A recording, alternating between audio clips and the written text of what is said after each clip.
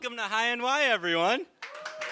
The theme of tonight, for those of you who are with us for the first time, we have a different theme and topic and speakers every month. And this month around, we're talking about the next generation of cannabis leaders.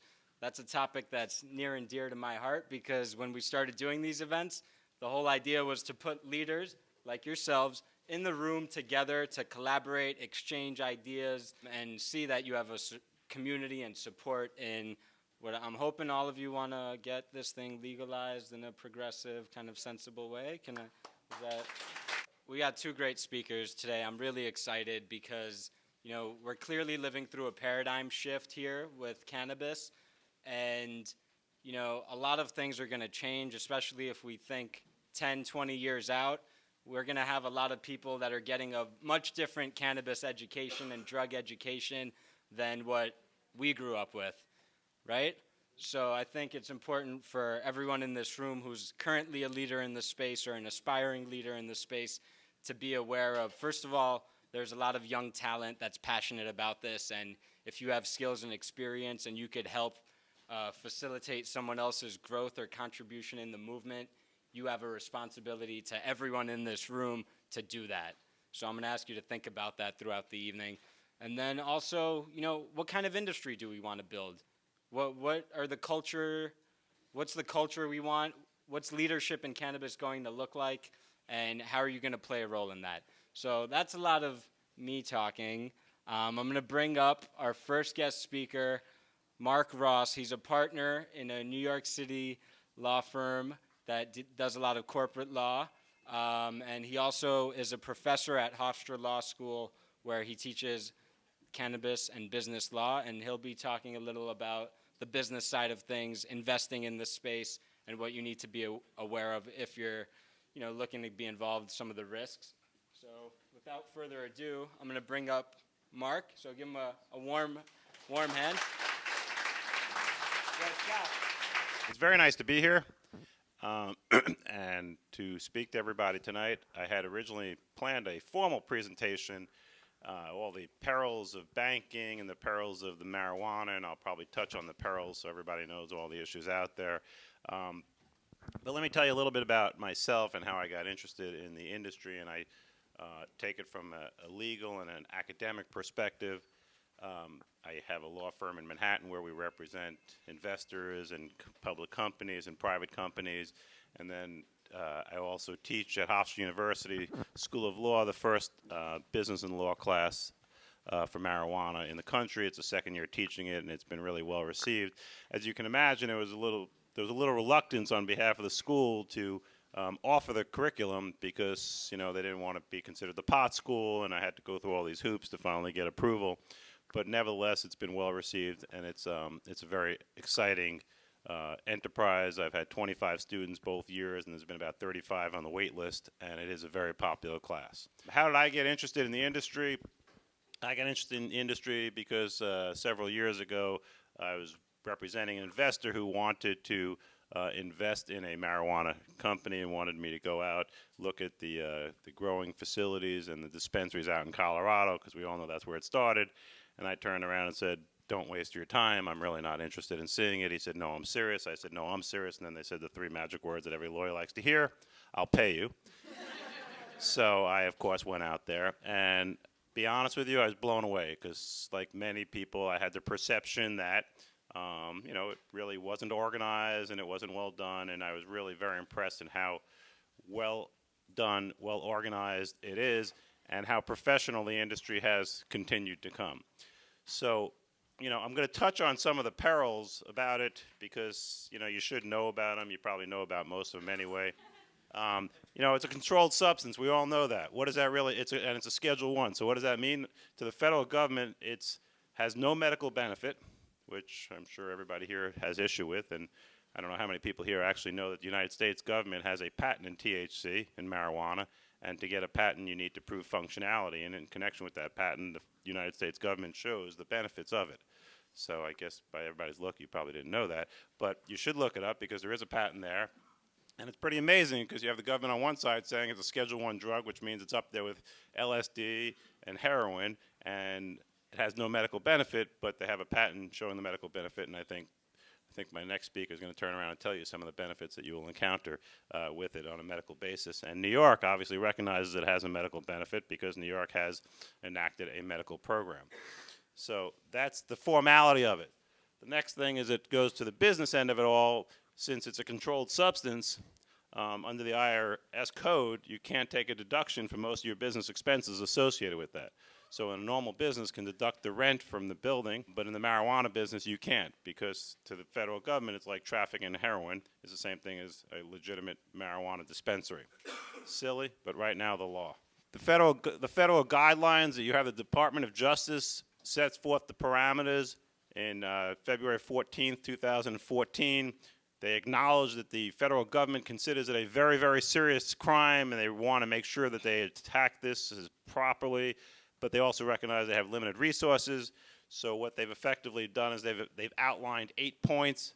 On the next one, outlined 8 points. As long as the state adheres to those 8 points, this was known as the Cole Memo, then they won't bother you. The federal government won't come in and bother you because, remember, marijuana is so unique in a legal sense because you have a situation where something is federally illegal, but it's legal in the state. So the federal government can technically arrest you for smoking in a state that you're allowed to smoke in. In states where you can take medical marijuana, you can still be terminated from your employment associated with that. There are a lot of issues, but my favorite one is number 6, is preventing drug driving and the exacerbation of other adverse public health consequences associated with marijuana use. I always wondered if that was the munchies in McDonald's, and if you violates the code for that. Nobody has an answer to that. The next thing you have is those were the issues for the federal government to enforce it, the Department of Justice. Then you have the banking. Banking is really one of the bigger problems that you have for the marijuana companies. For the investors, you have some issues where, can you take the shares in it? What do you do with the shares? If you are running a bona fide business, how do you take the money in? You've probably all heard stories about, what am I doing? The banks won't take my deposits. So you have people out in Colorado, in California, the joke is there's millions of dollars buried in the desert. Someone's going to find them one day. And, you now have people paying for cash because you can't take. In New York, they've come up with some very sophisticated ways to get around it, in terms of the banking. But it is a material issue that needs to be addressed. And obviously, since, you have different requirements, because you are effectively dealing in a controlled substance. And remember, it's like heroin. So if you have to, the banks have an issue for, hit it please, the banks have an issue for knowing the business. So really what it does, it puts the onus on the bank to turn around and understand the business that you're in. If you put the word marijuana in there, it heightens your, the scrutiny that you're going to get. But effectively, from an investor's perspective, are you touching the plant, which is point number 1, or are you in the ancillary business? You'll see a lot of people, and they're in the ancillary business, the hookers, shovels, and liquor when the gold rush, or I could say the Levi's. But, so that's really, those are really the 2 big dichotomies. One is if you're touching the plant, because then, theoretically, or if you're in the ancillaries, it gets a little bit more cloudy. So you have the different types of the SARS reports, which is a suspicious activity report. How involved are you with the marijuana? What do you need to notify the bank? And at some point, if you hit it please, at some point you have to provide all the information, and if you're directly involved, hit it please, if you're directly involved in the marijuana business, the bank is required to shut down your account. I mean, this week you saw Facebook was now kind of shutting down some of the accounts for the businesses under the auspices and the argument that, you're involved in an illegal business. And again, it really is it's a unique situation, so it sounds silly, but we've never had in the history of this country where you have something federally illegal and state is legal. So the interesting thing was about, this year there was a banking case where basically there was 10 citizens in Colorado who were trying to solve the banking problem because it's a humongous problem. What do you do when you want to go in and buy marijuana, which is legal in your state? So what they did is they petitioned to set up a bank, primarily a state-owned bank, but they needed to get access to the Federal Reserve because it's a federal currency. So they made the argument, and basically the court said, sorry, there's nothing I can do to help you because it's technically illegal in the eyes of the federal government. And while your argument is very good that you can turn a blind eye, and many banks do turn a blind eye to it. But the federal judge said, I can't turn a blind eye to it. And the judge basically said, the judge's last comment was, please go to Congress to get the situation resolved because it's not one that we can resolve. That's the presentation I was going to give, which I did give, and I said I wasn't going to, but I just did, so I'm not sure how that works out. But, effectively, those are really the issues. And, we all know that it's problematic. You can get and we know in New York the laws have changed and they're decriminalizing it. The states are all coming on board. You now have, so someone made the comment, I think Michael, when he introduced me, made the comment in 10 or 20 years. I don't think it's really going to take that long for this tide to change. I'm on record as saying I think before the next presidential election, I think it will get changed, whether to Schedule 2, which is a lower drug, which is a lower characterization, it's just not out taboo. But I think you will see change. In the elections this year, you have a lot of discussion about it. I can imagine who most people like here, but I won't go down that road. But, you certainly have people who are discussing it in connection with the presidential elections. You have, Christie, who has said, if I get into office, I'm enforcing the federal law. He's not part of that party anymore. Loretta Lynch, who is the Attorney General currently, says I will enforce the law. So the point is, it really is very uncertain. And, you need certainty when you're into a new industry. And you're not going to have that, but I think you will have it. Some people were hoping that Obama was going to, as his last act, become the pot president, and with his pen he can bring it down to a Schedule 2. I think he's made it clear he's not going to do that. Actually, Vice News had a great story with him on that. So he's not going to do that. So what's going to have to happen is it's going to go back into the legislative process. Right now you have 24 states it's legal. You have a lot of the southern conservative states that are coming on board this year, and once it goes to 24 to 28 to 33 to 36, it's going to be, in my opinion, like gay marriage, and it's going to be led by the states, and our constitutional democracy is set up where the states are supposed to be experiments of democracy, and they're going to make the determination. People looking at Colorado, I would be so bold as to suggest that when Colorado started, it probably won't be popular for me to say, but it wasn't such a great system. I mean, it really wasn't. They had no rules, they had no regulations, they had no labeling. When I was on this due diligence trip, I was with one guy who, they took a liquid drink, and it was plus or minus 10% THC. One guy finished half of it. He was stoned for 7 hours. One guy drank a quarter of it, and he just felt good for a while. And they really didn't have any labeling. So I think the point of the experiment of democracy is we're learning from Colorado's mistakes, which is what's supposed to happen. And you're having other states come on board. Now you have more labeling requirements. Another interesting thing you have in Colorado, where you have states where it's in the federal government it's not legal. In the state it's legal. And then you have a lot of ordinances, local towns where it's not legal. And, if you drive too far, I mean, it really is very complicated, convoluted. But I think what you're going to see is when it gets up to 34 states, kind of the route that gay marriage took, I think the federal government is going to be unable to ignore it, because you're going to have the conservatives like it for states' rights. You're going to have the liberals like it because they should have the right to do what they want. And I think, and frankly, everyone's going to get addicted to the tax money.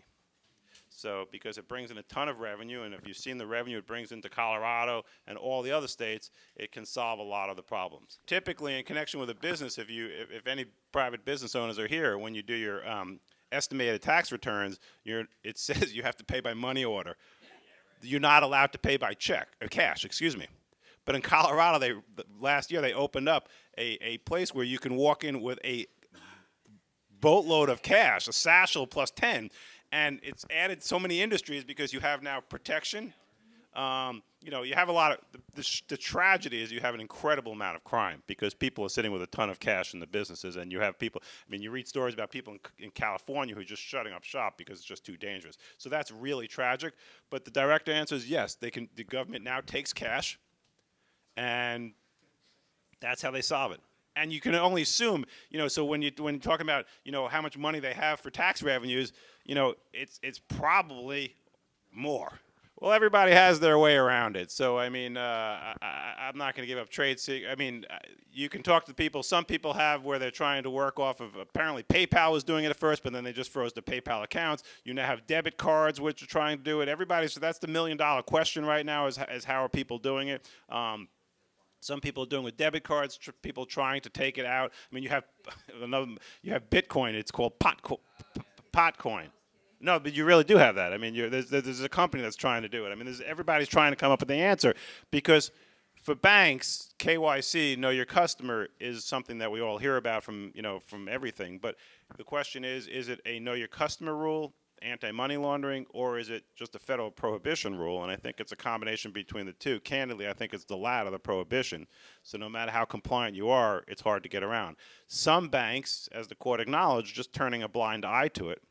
Especially in a state, I mean, to me, it's kind of kooky where the state lets me sell it, but I can't put it in my bank, and Mastercard doesn't let it, so it certainly is a problem. Everyone can't wait for it to go to Schedule 2. I think it's not going to be so good if it goes to Schedule 2 for the real world, because what happens when it goes to Schedule 2 is then anybody who does anything recreationally, and I'm looking around the room and I'm thinking you guys do. You can't do it recreationally anymore. That's the whole point. It's a bona fide drug now. So once it goes to a Schedule 2, everybody's going to be so excited so we can really bring it down, the whole CARES Act that they're doing in Congress. But as far as I'm concerned, that's going to make it a hell of a lot harder for recreational. Right, smart man? All right. So, why? Because right now it's Schedule 1 means it's totally prohibition. Okay, so Schedule 2 says you can get as long as you have a script. So it seems to me it would be hard for them to say, okay, we recognize it as a medicine like Adderall. Okay, Adderall is a Schedule 2. You can't just go buy any amount of Adderall you want. Florida has a law where they have the doctor's recommendation, and just so everybody knows, since it's illegal, you can't prescribe it. But they have the doctor's recommendation. But I know the plaintiff's bar in Florida fought to say this. You have the malpractice claim against the doctor for doing that. So then the irony to me, and I was speaking at a conference once, and the person next to me was trying to explain it, which was inexplicable to me. So if you're being sued for malpractice because you recommended a drug that's federally illegal, it seems to me if you're talking to a jury, it's pretty good argument saying you can arguably be found, malpractice. I'm not 100%. I don't think New York has that. I don't know for sure. You'd be tried in a state court, right? So then the answer is you have the plaintiff's lawyer standing up and making the argument that it's so good, but it's not. And we all know New York is very restrictive, and we know that New York is going to change it. I don't know how many people know the New York law, but very, very quickly, New York law is most restrictive law in the country. Most people think it's the stupidest law in the country, including me. It's the only place where you can't smoke it. And it's very limited. You have five licenses. You have up to 20 dispensaries in the entire state.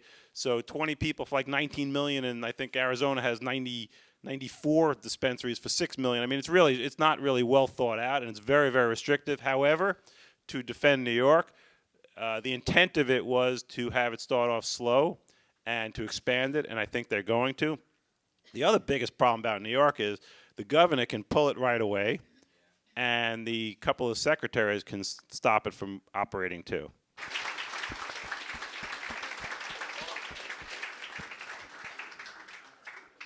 Just quick show of hands. How many of you know Betty already? All right, great, wonderful. So Betty is, we'll call her a baller. She is the executive director of Students for Sensible Drug Policy, an international organization of student advocates, and they're really raising the next generation of drug policy reformers. Prior to that, she did a lot of great work in legalizing Colorado, so that's kind of a big deal. And, on a personal note, I'm super excited about this because I don't know how many of you know this, but I went to high school just a few blocks away from here. And about 10 years ago, I was a student there, and I got involved in student government. And that was my first time ever serving a community or working, to support other people's growth and enjoyment. And I realized years later that that's what I love to do.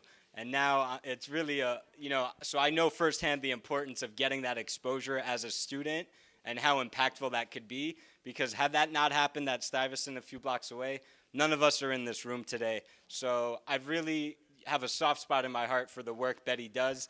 And without further ado, the lovely and talented Betty Aldworth.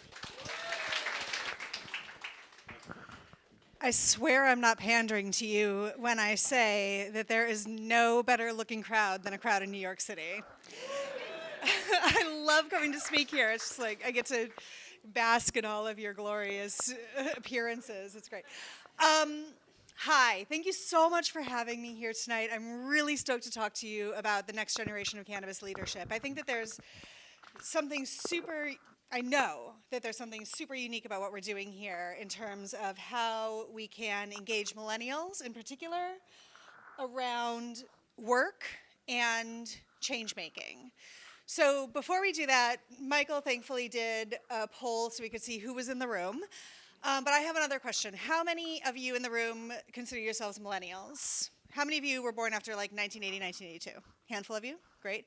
So we are at Schools Not Prisons on Facebook and Instagram, and at SSDP on Twitter. I'm at Betty Aldworth everywhere. You guys are probably the only ones who care about that. How many of us are Generation X? That's me. Gen X? Okay. And how many of us are boomers? So that's actually about right. Millennials are rapidly outpacing boomers and Gen Xers in the workplace, in the voting booth, and in all positions of influence. Millennials are rapidly becoming the leaders of tomorrow.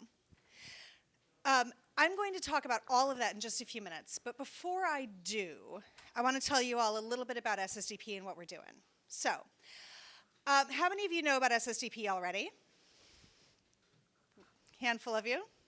Okay, great. We have one of our board members here in the room, a handful of students and alumni, a handful of supporters, so thanks to all of you for your engagement with SSDP.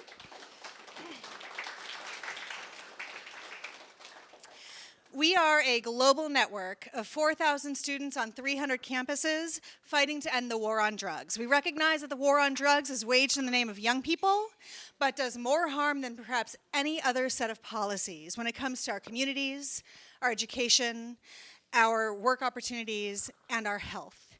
We fight to replace the war on drugs with sensible policies based in public health, evidence, and human rights. We fight to start making sense when it comes to drug policy. So when it comes to cannabis policy, we are out supporting all of these initiatives across the nation.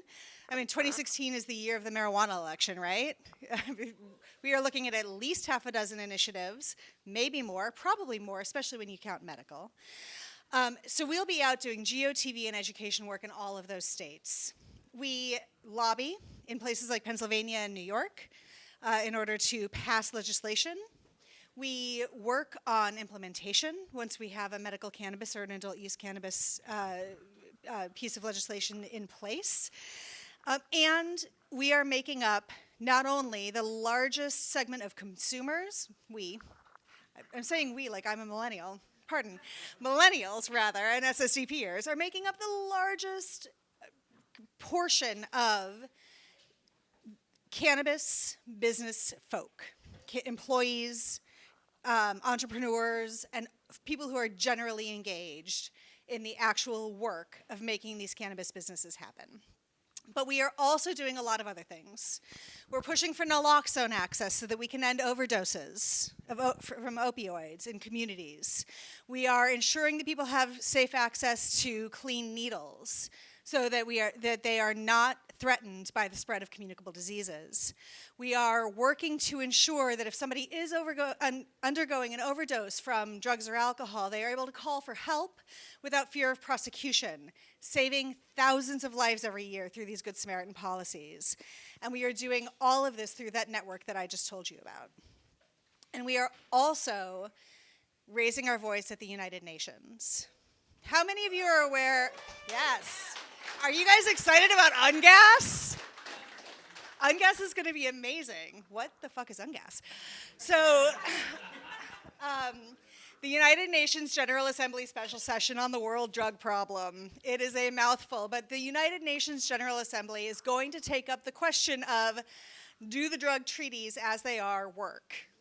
No, Absolutely not. It's a total disaster.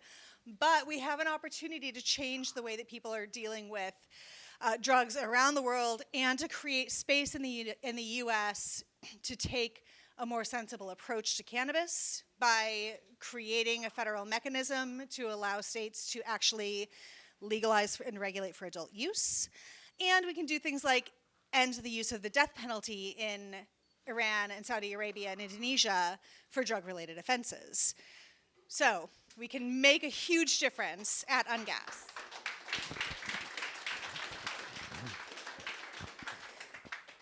Students for Sensible Drug Policy is going to be hosting a large-scale demonstration on April 18th here in New York City, and hundreds of our allies are going to be in town to influence the United Nations delegations when it comes to these drugs treaties.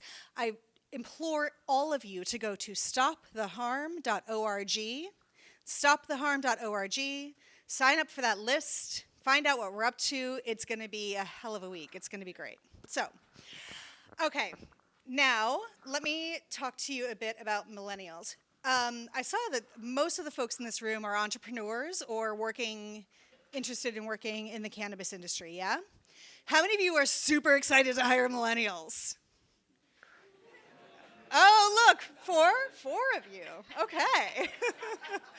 How many of you are dreading hiring millennials? Okay, so lots of you in between. I want to talk to you about why they're so amazing. On our team at Students for Sensible Drug Policy, there are 11 of us.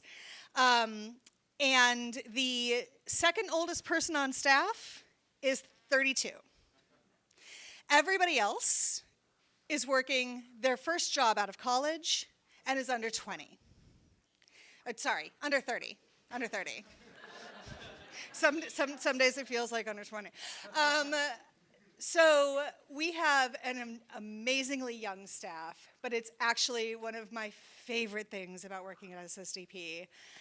And I'm here tonight to convince you that millennials are going to be the next leaders of cannabis. They are going to help make this industry the great industry that it can be, and a different kind of industry than we've ever seen before in the United States.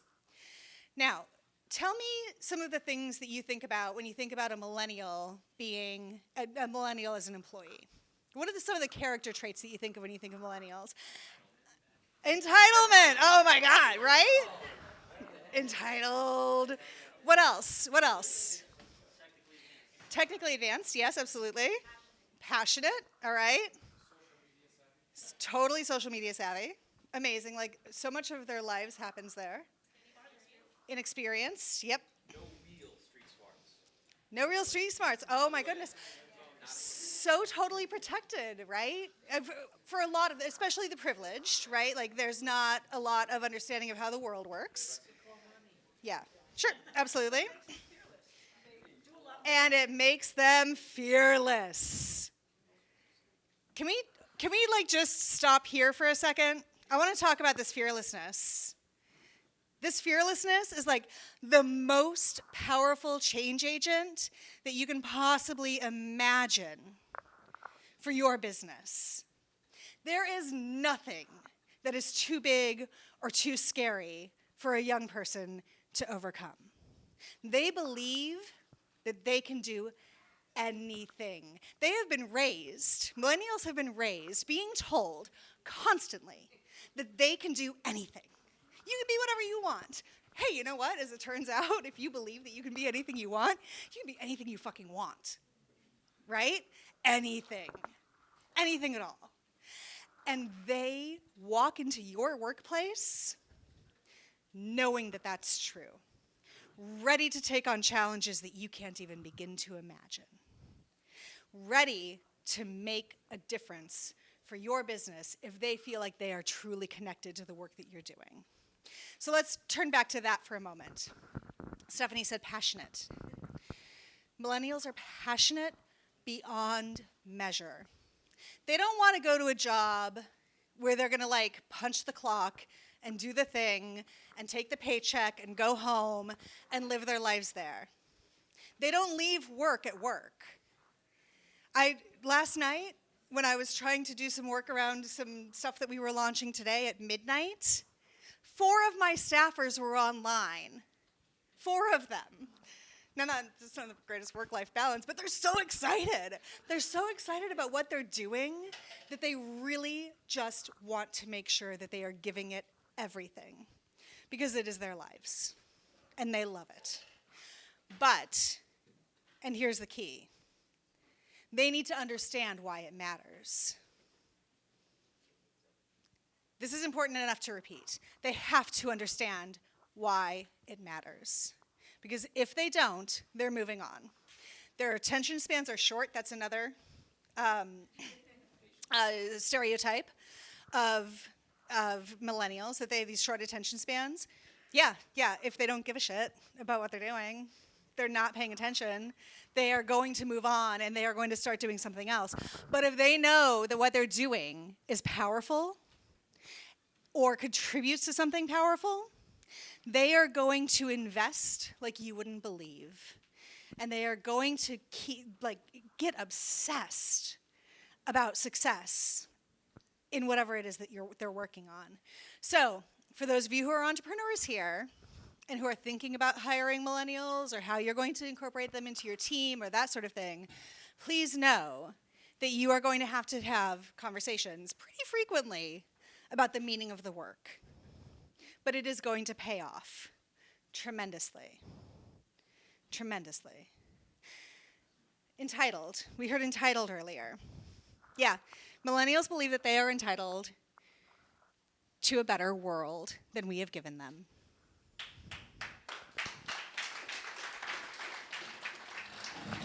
And thank God for that, because this world is really quite messy, isn't it?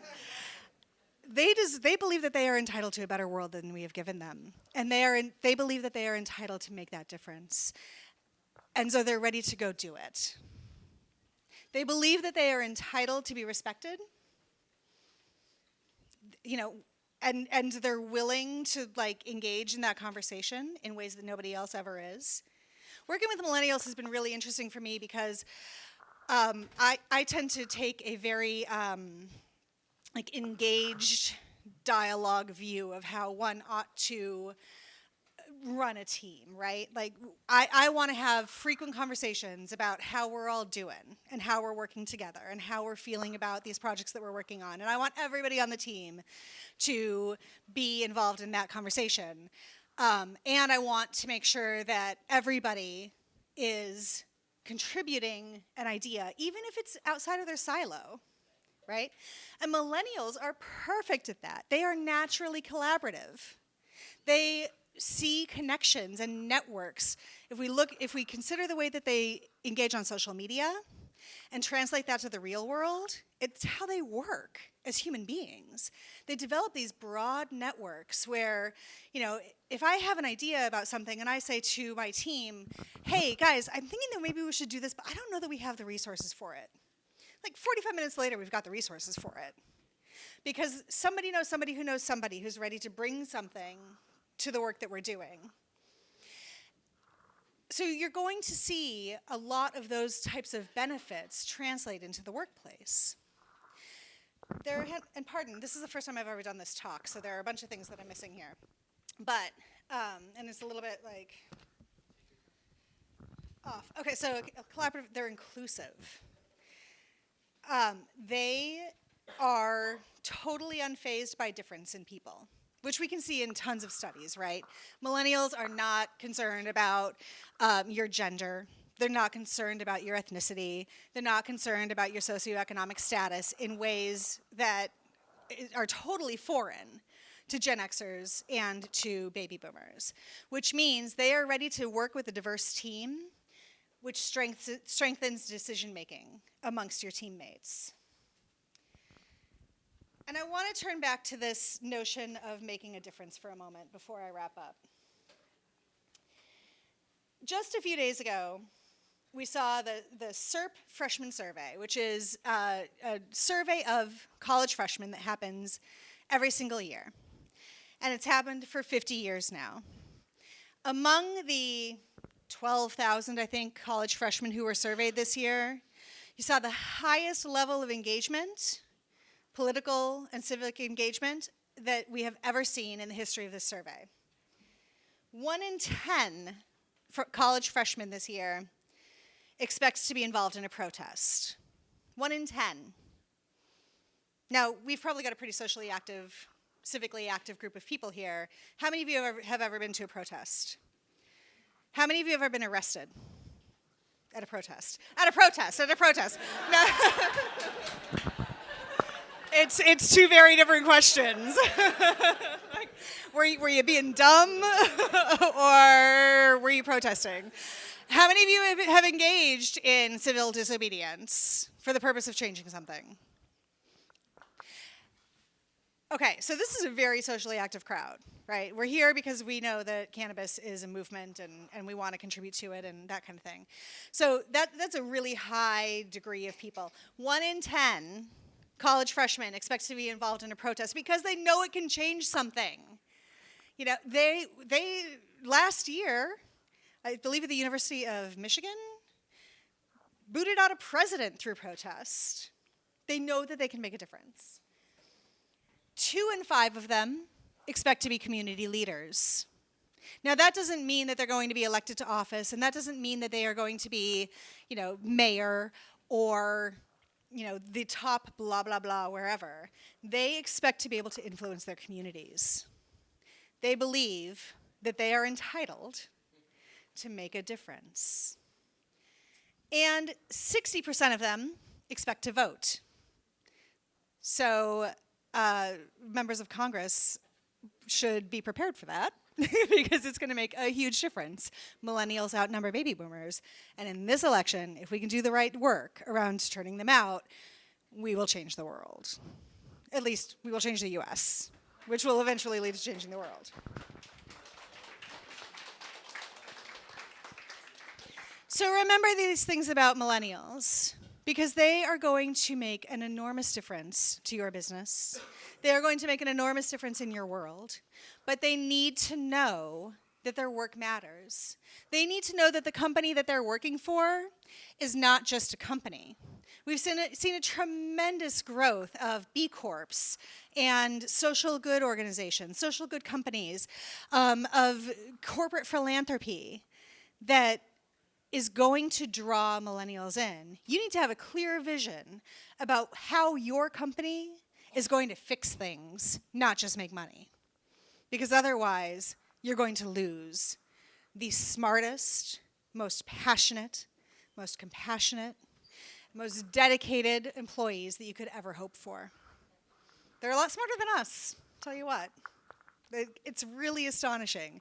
All of the exposure that they've had to all of the information in the world for their entire lives has made them incredibly smart and self-sufficient. Now, SSD peers, the folks that I work with every day, see the cannabis industry as a vector for reform. They see that by creating a transparent, accountable, and responsible industry, we can actually convince voters and legislators and others that regulation is a better answer than prohibition.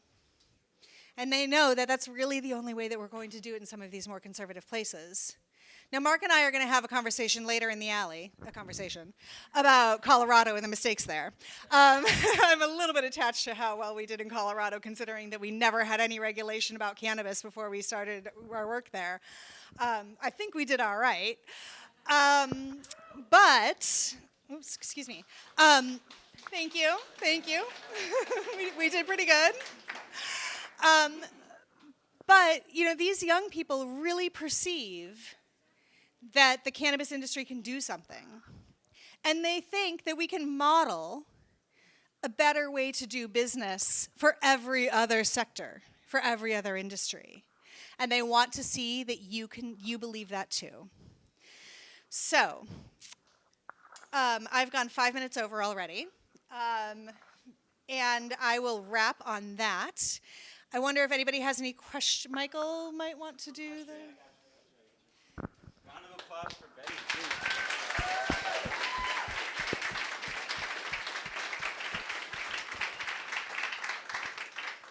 As a millennial, I agree with all of that stuff. Students for Sensible Drug Policy has been called the most important drug policy for reform organization by people like Neil Franklin. And we are out there doing really transformative work. We are having conversations that nobody else is having on college campuses, but we are also training young people to become the leaders of the movement. And what that's going to mean is that they are going to become the marijuana regulators. They are going to become the DAs. They are going to become the enforcers of these laws, and they're going to become the authors of these laws, and they are going to become the people who are working at the public health commissions and working on developing the campaigns that talk to kids about pot and things like that. So we need to make sure that we are really empowering these young people to do great work. I hope that you'll visit ssdp.org. It's ssdp.org. Sign up for our mailing list. Pay attention to our action alerts. You don't have to be a student to get involved in our actions. We love having others involved as well. Don't assume it's in the bag, right? Everybody feels like cannabis legalization in America is inevitable. They're beginning to think marijuana is just going to legalize itself. The people looking to make money in this are just counting on all the activists to just keep doing what they're doing without thinking where the money is coming from to make that happen. And the activists sometimes are getting so overconfident that they think we can win anything. So I think we have to keep in mind we're in a very real, very tough political battle, and it is far from over.